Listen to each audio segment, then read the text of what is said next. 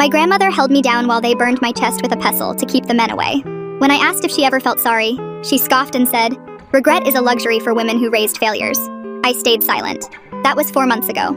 Yesterday, she saw my face on the evening news and dropped the pestle mid-sentence. In my family, every girl who started puberty had to go through the flattening. It didn't matter if you were 10, 11, or 12, the moment your chest showed any sign of puberty meant you were ready for the hot stone sizzling on your skin. Growing up, I thought it was just something all girls went through, like losing baby teeth, until I turned 11. Because that's when I watched my sister Adana scream for 3 hours straight as they pressed the grinding stone against her chest. They heated it on the cooking fire first until it glowed, then wrapped it in a thin cloth that did nothing to stop the burning. My mother held her down while my grandmother did the pressing, saying it was for her own good, to keep the men away, to let her finish school, to protect her from early pregnancy.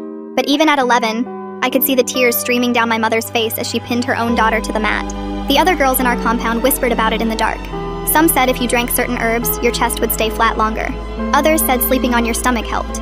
But we all knew eventually our turn would come. My best friend Essie had already been through it twice because hers kept growing back. Her mother said she was stubborn, even in her body. I started wearing my father's old shirts, 3 sizes too big, binding myself with strips of cloth I tore from old dresses. Anything to hide what was happening to my body. I hunched my shoulders forward when I walked, avoided running or jumping, stopped playing football with the boys because movement made it obvious. Every morning I checked, hoping nothing had changed overnight. But bodies don't listen to hope. By 12, it was getting harder to hide. My grandmother started watching me differently, measuring me with her eyes. One morning, she grabbed my arm while I was washing dishes. "Tomorrow," she said, "we'll take care of you before it gets worse, before the men start noticing." That night, I couldn't sleep. The next morning, I pretended to be sick. Violent stomach pains, doubling over, moaning.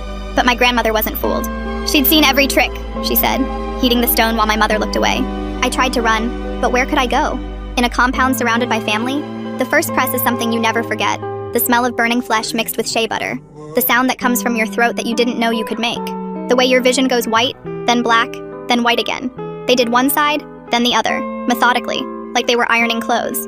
My mother held my hands, whispering that I was brave, that it would be over soon, that one day I'd understand. For weeks I couldn't lift my arms, couldn't lie on my stomach or back, could barely breathe without pain. The wounds wept clear fluid that stuck to my clothes. My grandmother applied honey and herbs twice a day, checking for infection, proud of her work. "See," she said to my mother, "Flat is a boy now. She'll be safe." But 3 months later, they started growing again, like my body was fighting back, refusing to be suppressed. My grandmother was furious, said I was eating too much meat, drinking too much milk, inviting trouble. She scheduled another session, this time with the wooden pestle used for pounding yam, heated until it steamed.